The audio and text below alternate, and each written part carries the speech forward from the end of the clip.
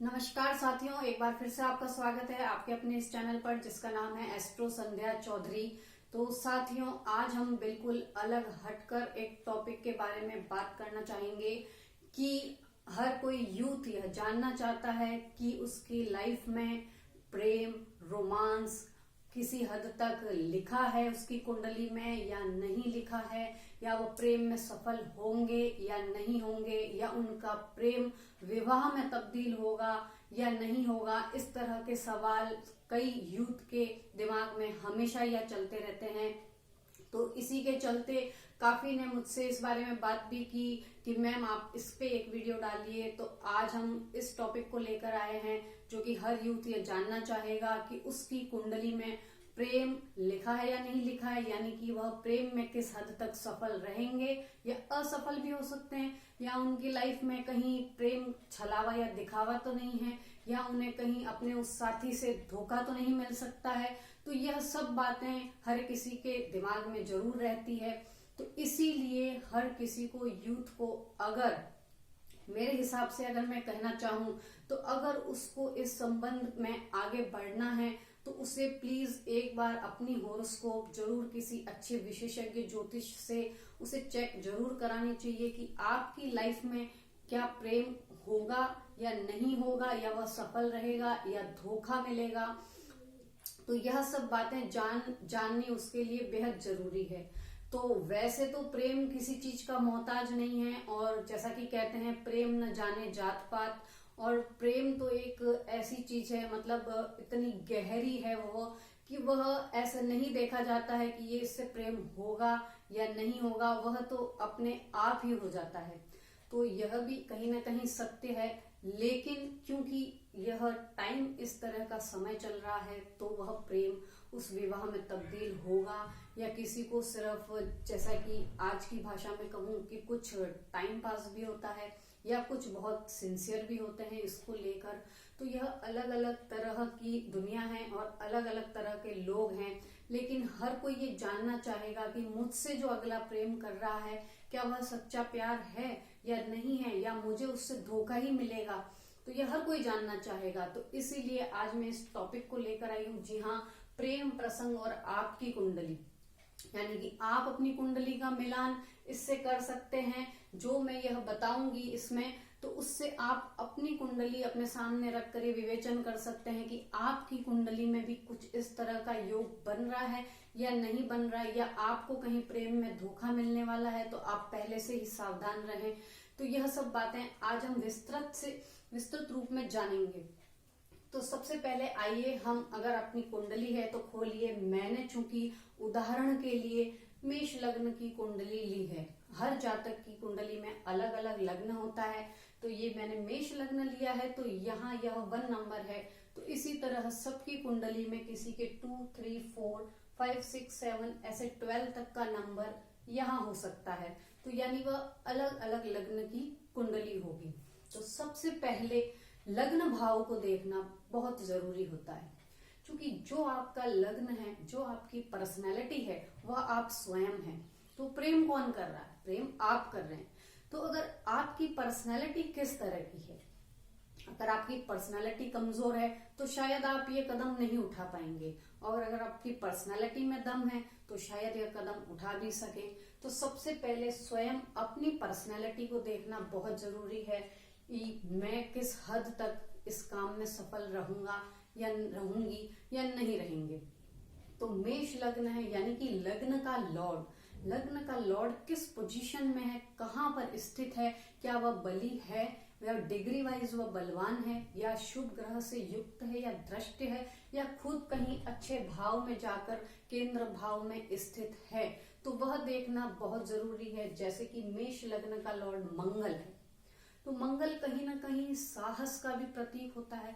तो साहस उस आदमी में या उस इंसान में कितना रहेगा, किस हद तक वह प्रेम में जा सकता है, तो यह भी वह दिखाएगा। तो मंगल अगर उसका शुभ स्थान में है, अगर वह 6, 8, 12 में नहीं है, तो वह जातक कहीं ना कहीं इस मामले में सफल रह सकते हैं, यानी कि प्रेम के मामले में सफल रह सकते हैं। वैसे सबसे बड़ा हाथ जो कि हम देखते हैं यहाँ कुंडली में पंचम भाव का होता है, पंचम भाव से ही प्रेम की हम देख सकते हैं कि परिणति क्या होगी, क्या वह सही में प्रेम करने में सफल रहेंगे या नहीं रहेंगे। देखिए, प्रेम विवाह होना एक अलग चीज है, या यह हम और आगे इसके बारे में डिस्कस करेंगे। पहले हम इस पर विस्तृत रूप से चर्चा कर लेते हैं कि पंचम भाव जो है वह मुख्य स्थान होता है प्रेम का देखने का, कि अगर इसका पंचम स्थान अगर स्ट्रांग है तो वह जातक उसमें प्रेम प्रसंग रहेगा उसकी लाइफ में या नहीं रहेगा। तो आज मैं मेष लग्न के अनुसार यहाँ आपको पंचम भाव में स्थित ग्रह के बारे में बताऊंगी कि पंचम भाव में स्थित ग्रह किस कंडीशन में बैठना चाहिए, या पंचम भाव का जो स्वामी है वो कहाँ और कैसे स्थित होना चाहिए। तो आप भी अपनी कुंडली से इसकी विवेचना कर सकते हैं कि आपका कोई भी लग्न हो, लेकिन पंचम भाव में कोई जो राशि है, जैसे यहाँ फिफ्थ राशि है, फिफ्थ राशि के लॉर्ड सूर्य होते हैं, तो इस कुंडली से हम देखेंगे कि सूर्य की पोजीशन कैसी होनी चाहिए, तो आप प्रेम में सफल रहेंगे या आप नहीं रहेंगे। तो वैसे ही सब जातक अपनी अपनी कुंडली में फिफ्थ हाउस को देख सकते हैं कि उसका लॉर्ड किस स्थान पर विराजमान है। तो अगर पंचम भाव में स्थित जो पंचम भाव के स्वामी हैं सूर्य, वह अगर छठे स्थान में आते हैं तो यह प्रेम में सफलता नहीं दिलाएंगे, क्योंकि यह एक खड्डे का घर यानी पाताल का घर है। छठा घर रोग ऋण शत्रु बीमारी का घर है। तो छठे घर में अगर पंचम भाव के स्वामी आएंगे तो वह कहीं ना कहीं प्रेम में सफलता नहीं दिला पाएंगे, वह सूर्य खुद ही एक तरह से गड्ढे में आ जाएंगे। इसी तरह पंचम स्थान के लॉर्ड अगर अष्टम में है, मृत्यु के घर में है, तो भी ये कहीं ना कहीं सफलता नहीं दिलाने वाले रहेंगे, क्योंकि अष्टम स्थान जो कि लाइफ आफ्टर मैरिज का भी कहा जाता है और उसके अलावा रोगों का भी कहा जाएगा, मृत्यु का घर कहा जाएगा, अवसाद का, दुख का, पीड़ाओं का यह घर कहा जाता है। तो अगर जब फिफ्थ स्थान के लॉर्ड जो प्रेम में परिणति कराने वाला जो लॉर्ड है, जब वही अष्टम भाव में आ जाएगा तो व्यक्ति प्रेम में सफल किसी भी हद तक नहीं रहेगा।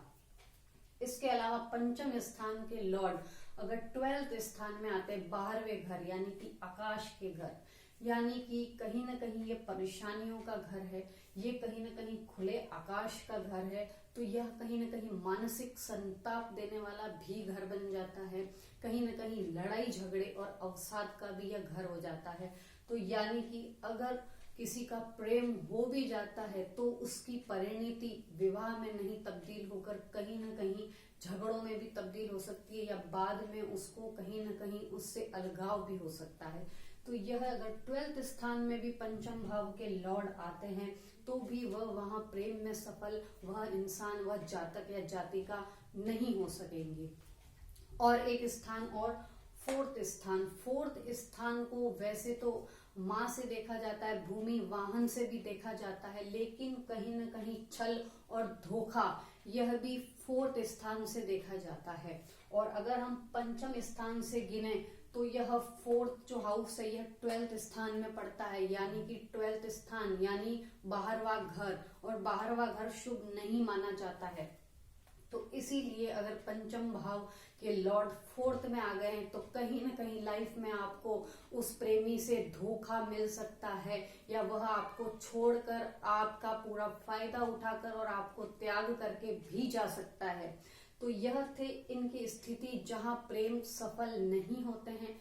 इसके अलावा अगर पंचम स्थान के लॉर्ड कहीं नीच राशि में आ गए हैं, यानी कि सूर्य अपनी नीच राशि में होते हैं तुला राशि में, यानी कि अगर सूर्य यहाँ सप्तम स्थान पर है तो भी वह कहीं ना कहीं असफल कराने वाले रहेंगे आपके प्रेम को।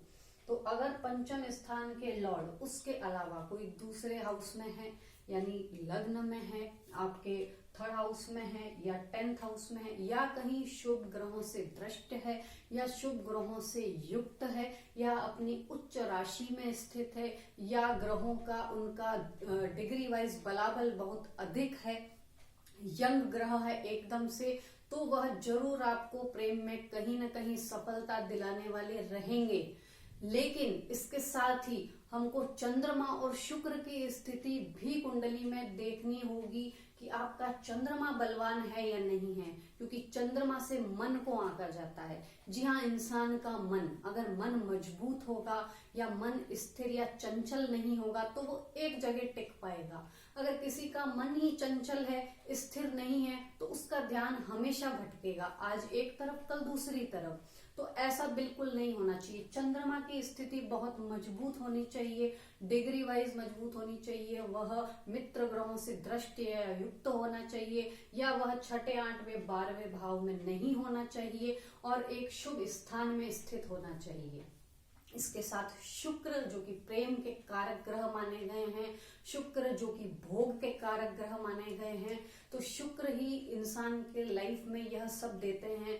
तो शुक्र उस आदमी का बहुत प्रबल होना चाहिए, उस जातक का या जातिका का शुक्र जब तक प्रबल नहीं होगा तब तक वह प्रेम संबंध में सफल नहीं रहेंगे। अगर शुक्र उनका छठे, आठवें, 12वें घर में है, कहीं न कहीं शुभ ग्रहों से दृष्टिया युक्त नहीं है, या शत्रु ग्रहों के साथ है, या ऐसे ग्रहों के साथ है जो उसको कमजोर बना देते हैं, या डिग्री वाइज उस शुक्र में बल नहीं है, तो वह प्रेम कहीं ना कहीं सफल नहीं हो पाता है।